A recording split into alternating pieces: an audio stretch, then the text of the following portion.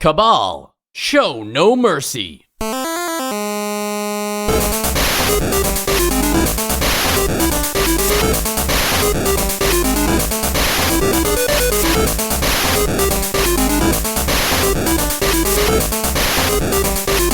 And welcome to Nostalgia, a chronological exploration of every NES game released in North America. I'm Mike. I'm Sean. And I'm Joe. Cabal, the 1988, which is more recent than the 1984 game we played last week. You ever think we're getting cheated here when you're not getting games that actually came out in 1990?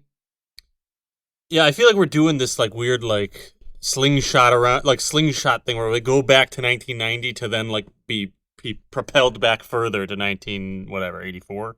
Wait, what year is this? Well, it's 2024. 1990 is the year we're playing games from right now, but really they're all actually older than that for the most part. It's always this actually came out to arcades in 88, or this came out to computers in 84. It's well, that's annoying. So it's like the Switch kids didn't know. releases. Right, exactly, yeah. Nintendo was never releasing up-to-date stuff unless they were releasing it themselves. And Cabal was developed by TAD Corporation, T-A-D, all capitals, Corporation, which was a group of ex-Data East devs trying their hand at their own company. So they were you know what, screw Data East, That's which is really weird because it's 1988. It's not even so hasn't been that Data much time. East rejects. Or the best that said, screw this and we can do better. But still, you know what I mean? There just hasn't been enough time. Nowadays you see that where it's this guy used to work at BioWare, right? And now he, started his own company or whatever. But this is video games have been around for 4 years since the crash. And it's we're going to make our own company, screw the big guys. And Cabal was an arcade game, so the arcade version had a trackball. And I understand that there's a time for trackballs, Marble Madness probably being the most appropriate time for a trackball.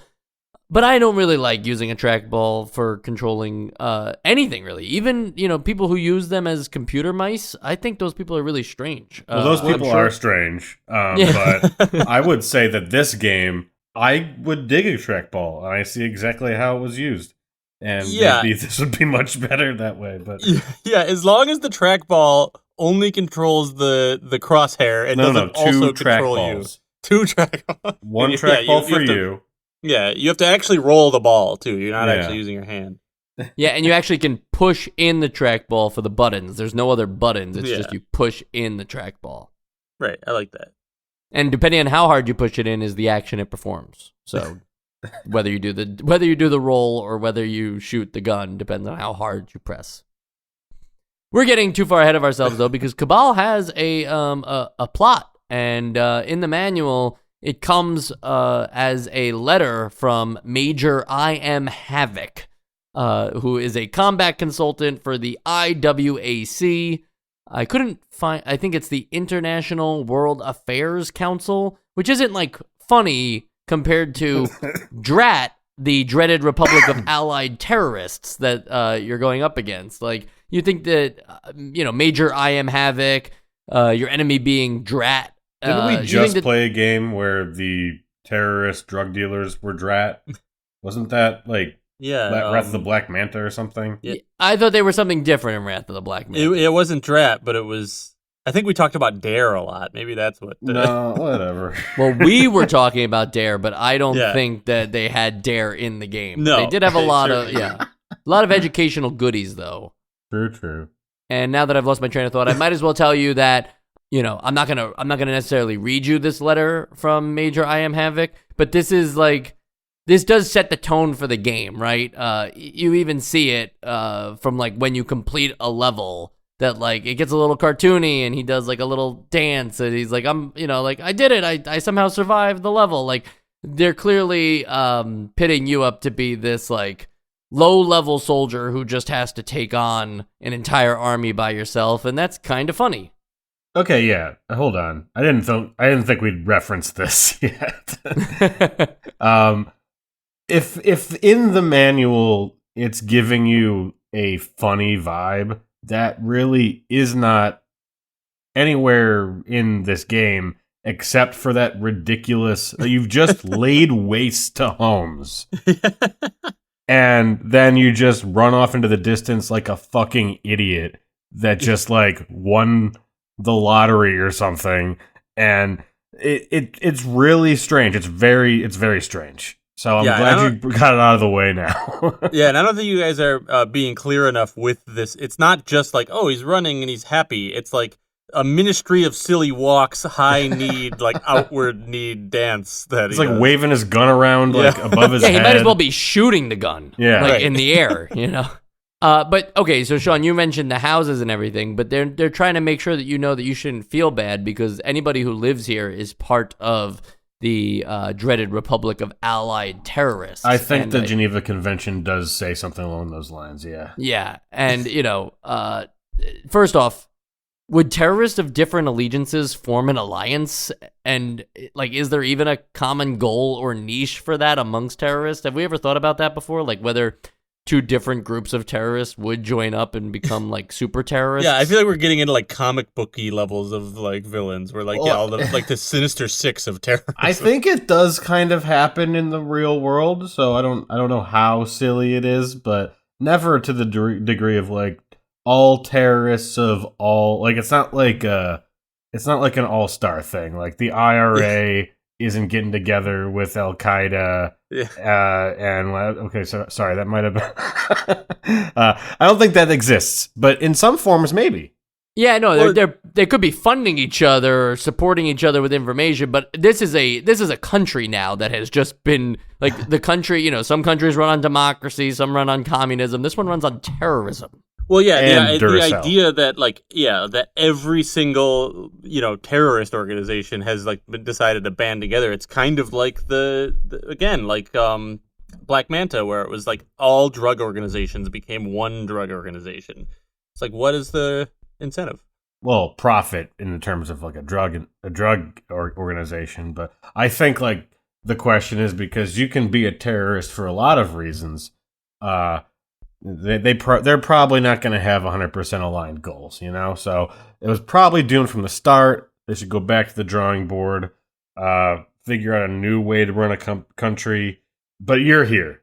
So just to give some flavor text lines from Major I Am Havoc that kind of help set up the silliness. Furthermore, other than just the dance and the enemy being known as Drat.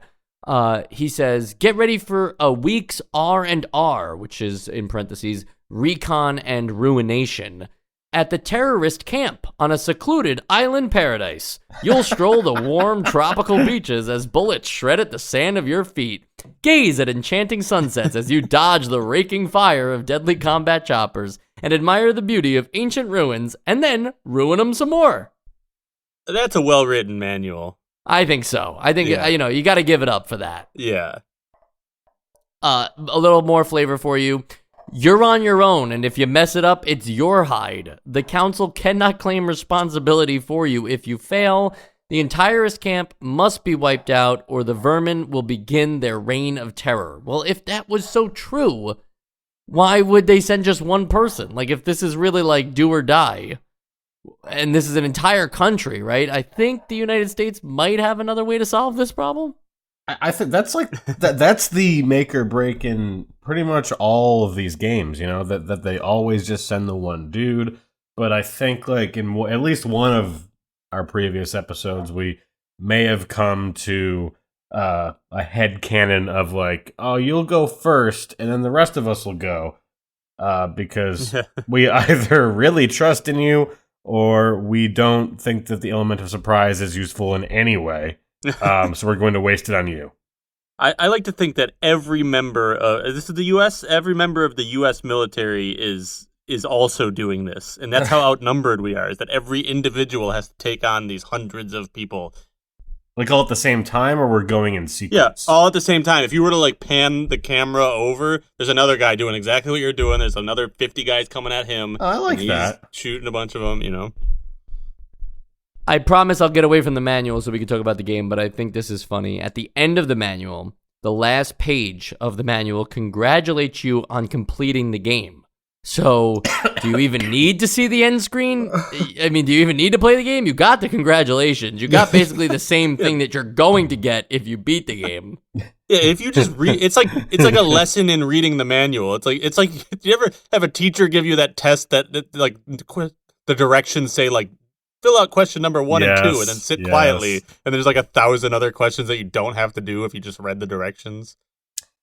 I like that. I do remember that happening and failing, because who has time for that? But I also like the idea that whoever wrote this manual wasn't fully aware of the concept, and that maybe they wouldn't be reading along page for page, like, as they're playing the game, and like, oh no, you're not supposed to read that part yet. Yeah, spoilers. Yeah, I'm actually surprised that in the game, when it gets to the end, it doesn't say, like... Please see page 13. Yeah, exactly. Instead of the end or anything, it just goes page 13, and you're just supposed to know, like, oh, yeah. It's actually page 12, Sean, so good guess, though. I really appreciate you throwing in some of your skin into that.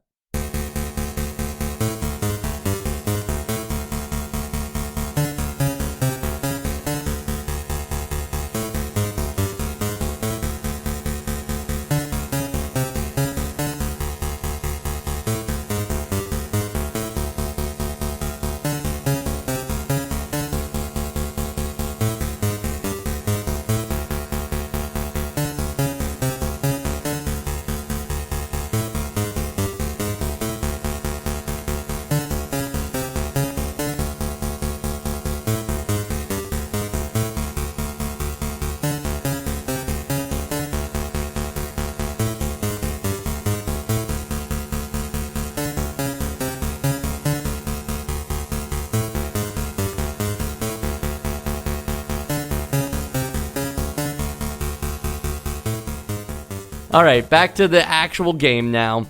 The game is, how do I put this? Like, Cabal is a third-person shooter where you hide behind walls and have your crosshairs targeting at enemies, and those walls are only good for so long, and your firepower is good forever. So lay waste to all of the enemies, vehicles, buildings, boats, whatever there is on screen, shoot it all down to deplete the enemy meter at the bottom of the screen. Unlike other games where it might be like a set number of enemies or a time limit, this is actually just like a destruction meter. And so you have to cause a certain amount of destruction to fill the bar up completely or deplete it, depending on which way you're looking at it. You're turning a white bar black.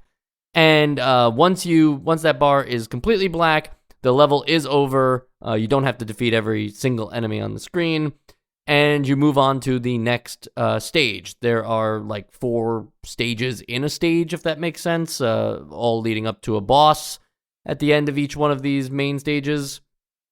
This is the kind of game that like later games like Wild Guns would play a lot like. However, there's something I can't shake about Cabal, and that's just the way it's set up. It's set up so that you see the entire screen, and including your character, including every other character, and you can see your crosshairs and everything. But Cabal is kind of like a really early version of the kind of Virtua Cop, House of the Dead, Time Crisis, light gun style games. If there was never any advancement from the player as enemies were defeated, and more importantly, if there wasn't a light gun, this should have been an NES Zapper game, right?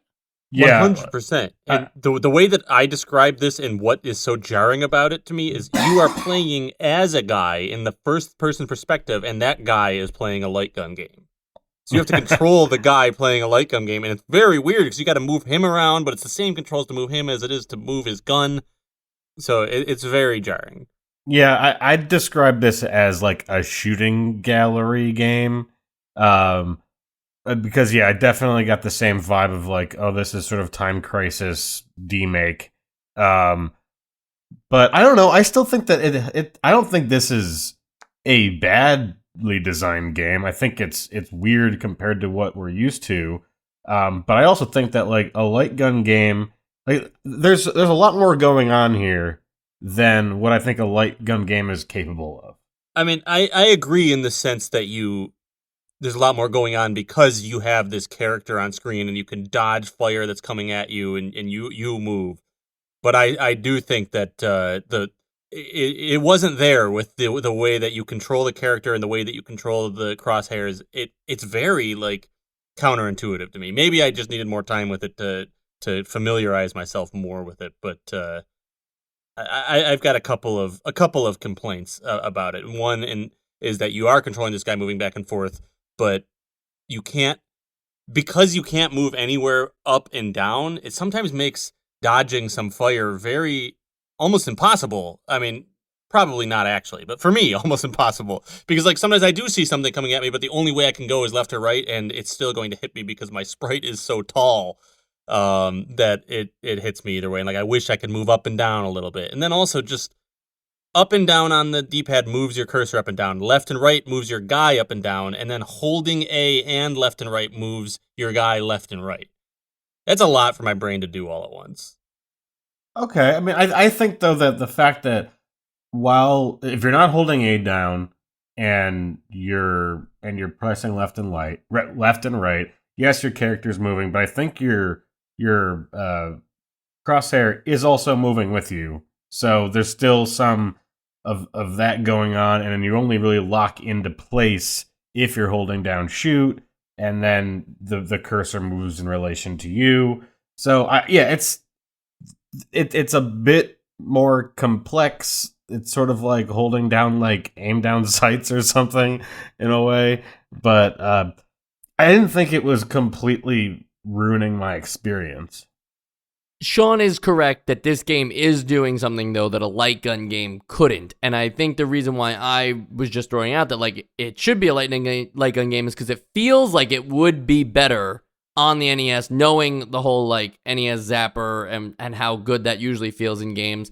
But it can't be that because you are also controlling a character. And so a lot of what this game's skill or rather difficulty comes from is trying to shoot at enemies while successfully dodging their attacks. And so, I agree with Sean that it's not a flawed game from the get-go because of that. It's not like it's just always bad to shoot, like it's impossible to hit enemies and move at the same time. That is not true.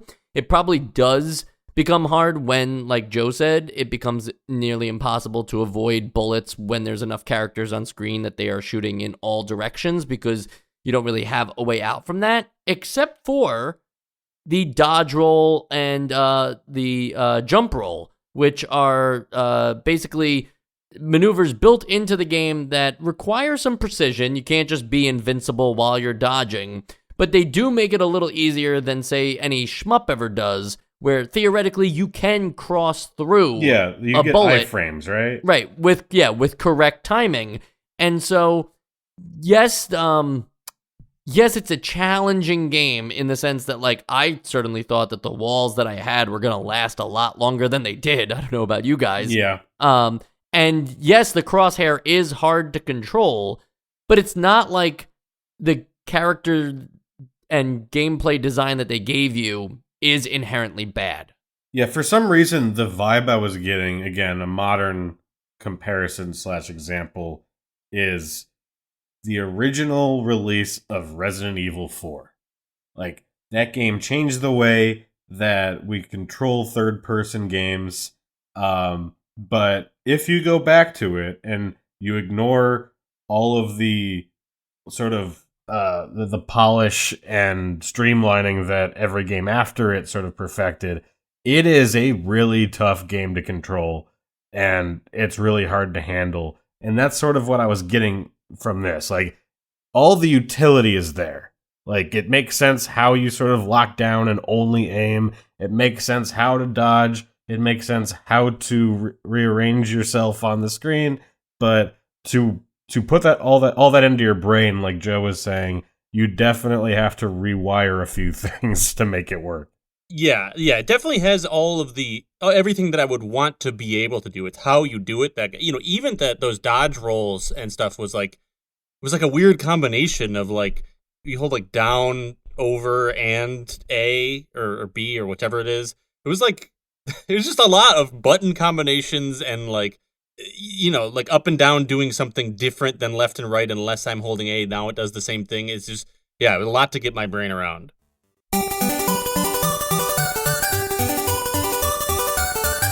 I wonder how it would have went down if the game just focused more on the player's ability to dodge attacks and had a little more not like auto aiming in the sense that it just automatically locks on to a target, because obviously you'd either have to solve the ammunition problem or make it harder to shoot or something, because otherwise you'd always be locked on. But if it wasn't so much on the directional pad to move a crosshair cursor around and was a little more streamlined of just like, here's where the enemies are and your crosshairs kind of move in tandem with them, so you just need to line up the shot while dodging the other shots. I think some of the biggest problems I had was wasting so much time adjusting crosshairs while kind of focusing on that so I'm not moving, and therefore realizing like, oh, well, now I'm trapped because these bullets are coming to me in a way that I can't escape them. That's more of an observation on probably my skill level, and something I could have overcome with time. But I just feel like the way the crosshairs control in the game as is are just a little too rigid for my liking. Yeah, I think something else that I could have used personally, I'm trying to get my head around what exactly I would want them to do differently, because I can't think of like a great solution. But one thing that I would have liked was to be if you could walk 3 steps forward and 3 steps back, like into the screen, and then just make holding A be to whichever you want it to be. Holding A is to stay still, and not holding A is to move, no matter which left, right, up, down you're using.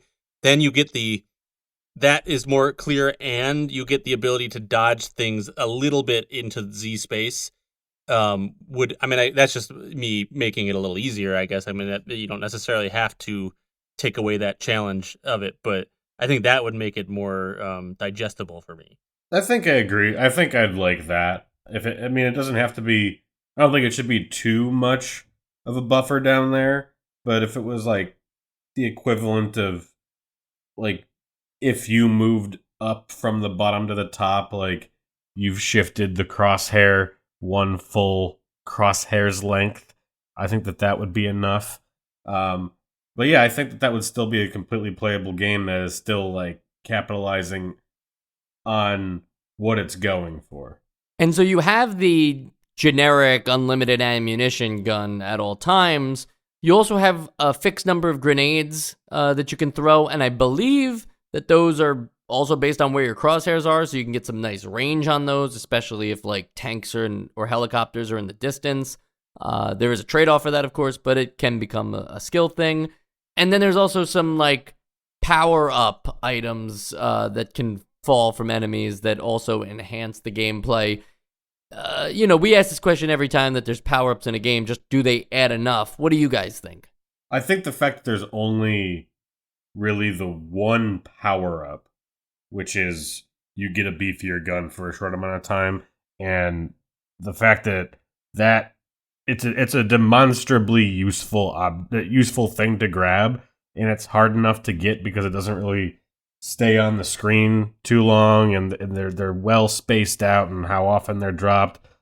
I think like this isn't the kind of game where the power-ups need to be like super creative and inventive. I think that it's good use of something simple. Yeah, you're not. It's almost less of a power-up and more of just an item. I mean, it's not like it's not a shmup where you're trying to like you become Superman by the end of collecting enough power-ups. It's like it's a nice reprieve, or it's like, okay, this is more helpful. And is it true that there's just the one? Because that's the only one that I saw was that like that stronger gun. Yeah, they're different colors. I don't know if the colors have anything to do with it, but I remember like your reticle changes, and you get a different sound effect, and everybody dies faster. So maybe there are different like levels of power increase, but I only saw it as like, okay, good, I've got big gun now. Yeah, same here. Yeah, it is interesting because they do have red and blue, but neither I or the manual could list any change between them. So if it is something, it must not be a big the time deal. or the amount of shots fired. I don't know. Right. And I mentioned that wall that you start each level with, and that's kind of Space Invaders-esque. They always had those. Vibe. Yeah. They had those walls, but even though, those decay much slower than this. And I mentioned that when I was talking about some critiques I had on the game. What did you guys think of that? Is it like surprising that it's there at all? Is there a way to keep them around longer that I didn't pick up on? Would love to hear your thoughts. I mean, I felt the same way. I played a couple of levels and I was like, these might as well just not be here. Like they don't they help for like a second, but then like the levels take a while. It's a long level, and I feel like well, I guess you could probably, if you're better at this game, you could kill things fast enough that they don't destroy the walls. For me, the walls were destroyed in seconds.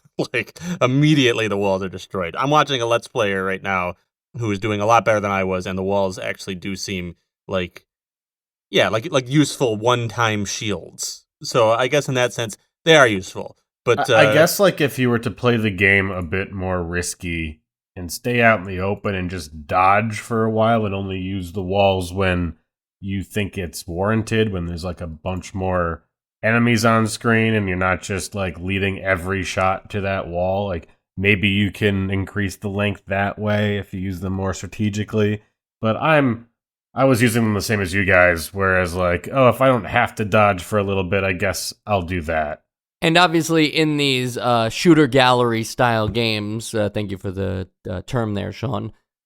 A lot of it relies on how interesting or dynamic what you're shooting is. And so, yes, like the landscapes will change and the locations will change where you are. But in a game where seemingly the object is to just destroy everything on screen, including the buildings, how dynamic do these levels feel? Is there like, this is a little trickier because there's these obstacles in the way of the enemies, or like, this obstacle actually acts as a shield for them as well, or something. Like, I can't think of too many examples like that from this game off the top of my head. That to say that each stage is refreshing, that it is completely different from the stage before it, not just like a palette swap or the same location, but mirrored. It is, you are advancing through the enemy lines. Yeah, they do have, they do play around with that sort of environmental thing. There's one in the first world, I guess, where in the background is a gate that sort of very, very quickly, periodically, every, I don't know, maybe 10 seconds or so, a pair of grenadiers will come out from behind and throw grenades to where you're standing. And if it's out of their hands, then it's guaranteed to land where you were standing. So you kind of want to keep an eye on that gate. There's a level later on in the game where there's like a weird like bog, or like I guess just like a flooded area where instead of all enemies coming from the sides, they can just come up from under the water. And there are levels that have like cover that only they can use until you destroy it. And then once you destroy it, it's a little bit easier because they don't just pop out randomly. So I think they could have been a lot more creative with how they used all this environmental stuff, but it is still there.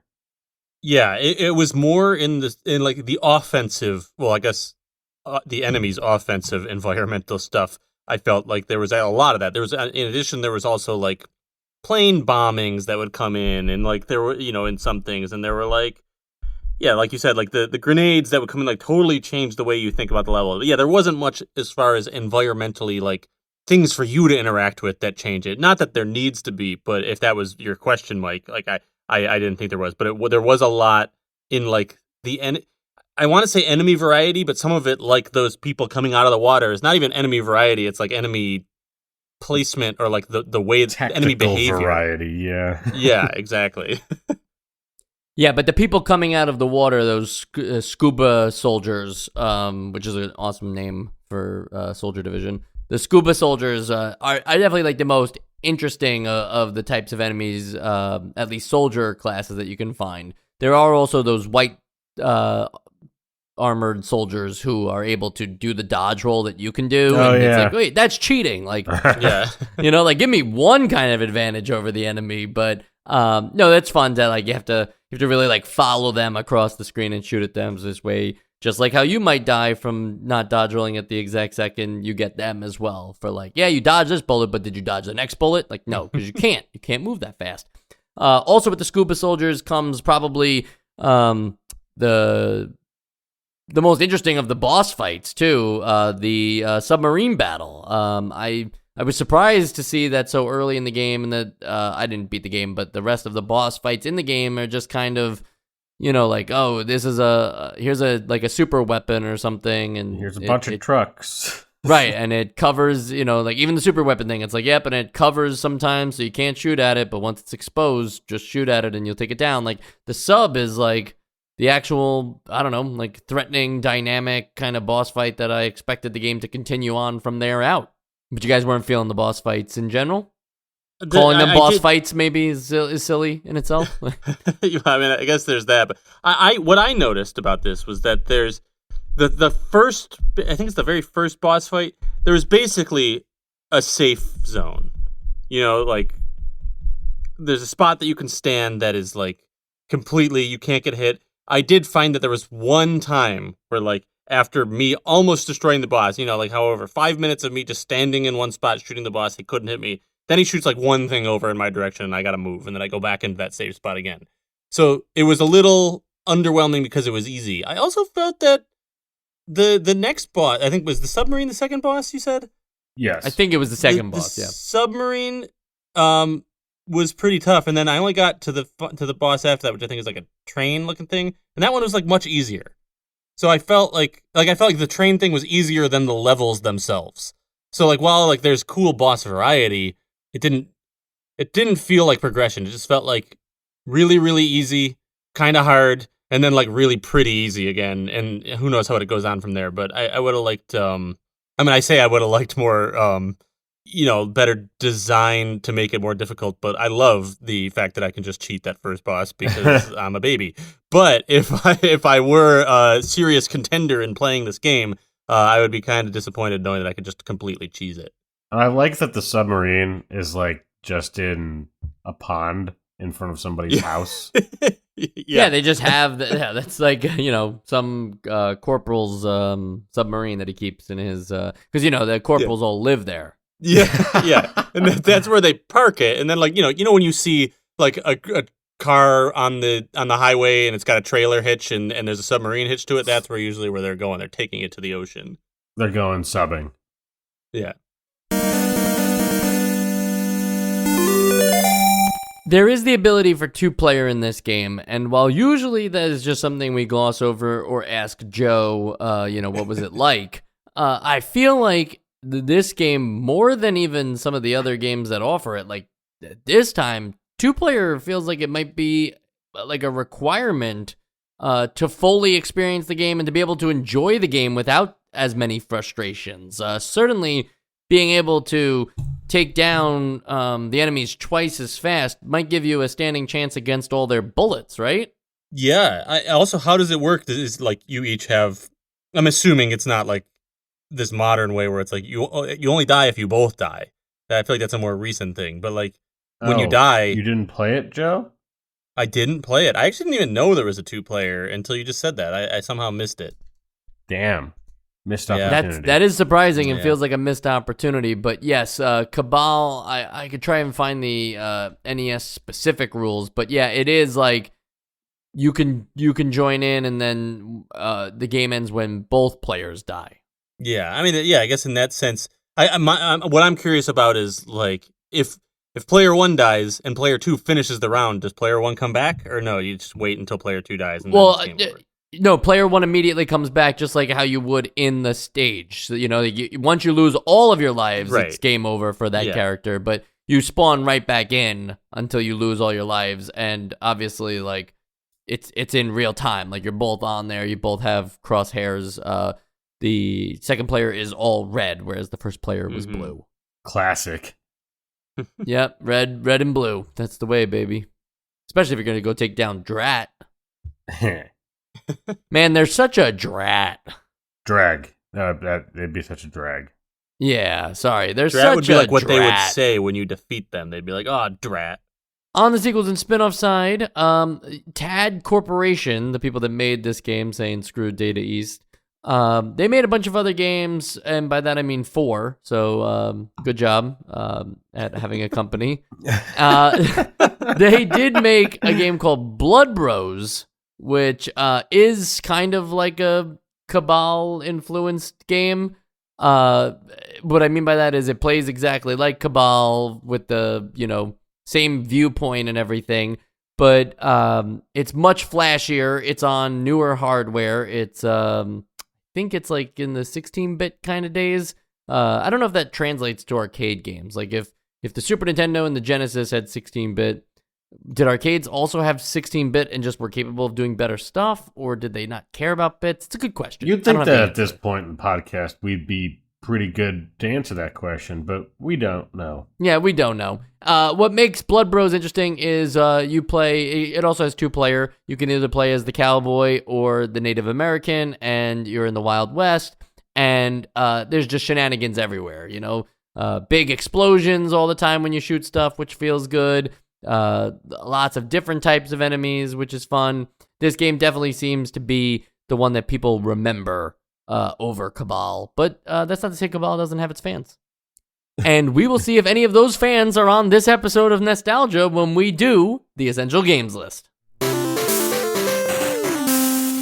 I think I would like to try Cabal with the trackball, even though I hate the trackball, and prefer it only when I'm also playing as a ball, a la Marble Madness. But I don't think it was done right here on the NES, specifically with that D-pad and with 2 buttons. Like, I would just like to see a better way to. I don't know. I don't even know how the trackball works. So I guess I'm just intrigued. Like, did that also control both the crosshair and your movement, or like was there a different, like a joystick for the crosshair, but your trackball was for your movement, or vice versa? Like, I just think that the controls on the NES are what holds back Cabal here. It certainly plays well and can be played, but I can't help feel like the hardware let it down here. So I'm not going to put the NES version on our Essential Games list. Sean? Yeah, I feel like I had a more positive experience with this game than you guys. I wasn't as turned off by the controls. I really did like the destructible environments. The animation's pretty good, like especially like on your character. Like as you sort of are pivoting around, following your crosshair, it's like a very smooth animation. I just liked that. I like blowing stuff up, and I really don't know how to feel about the idiotic way that he runs off into the distance, but it's really kind of like the defining feature of this game, I think. So I think I like that because it just really does not play with the rest of the tone. But so, I mean, yeah, I had a positive experience with this game. I would like to play the Wild West version, and I'd also like to play the arcade version of this. But that said, I don't think that this is an essential game. It's just, at least it's unique.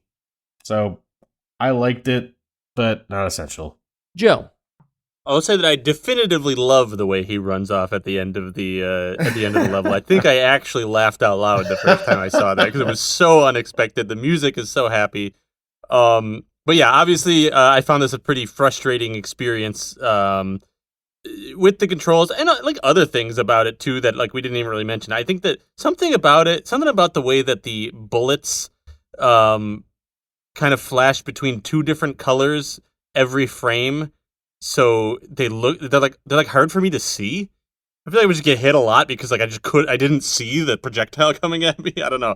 Maybe I gotta get my eyes checked. But also, yeah, those frustrations that I had kind of combined with like the fact that like if I got past all of those, I still think I would look at this and be like, it's nothing to write home about anyways. So that's definitely those 2 things combined are definitely keeping it off the Essential Games list for me.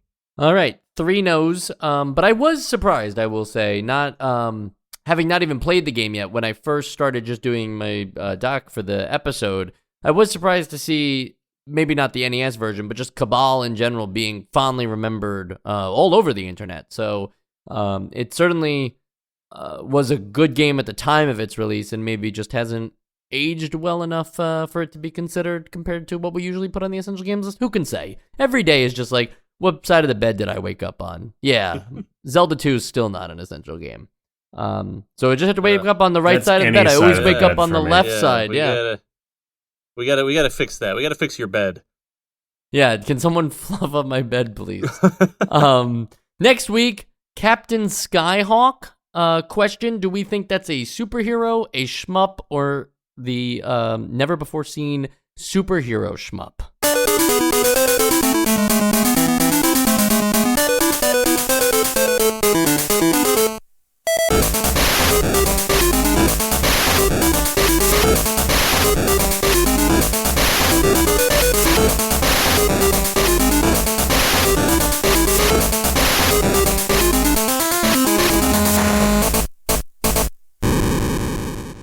I'm gonna say it's just a shmup. I don't know. I think maybe it's like one of those pilot simulator things. There are so many like Captain Blanks. Are we doing the episode now? Are we in the Captain Skyhawk? Yeah, episode? let's just do it. No. I'll save my thought for next week. We'll see you guys then every Friday. Bye. All right.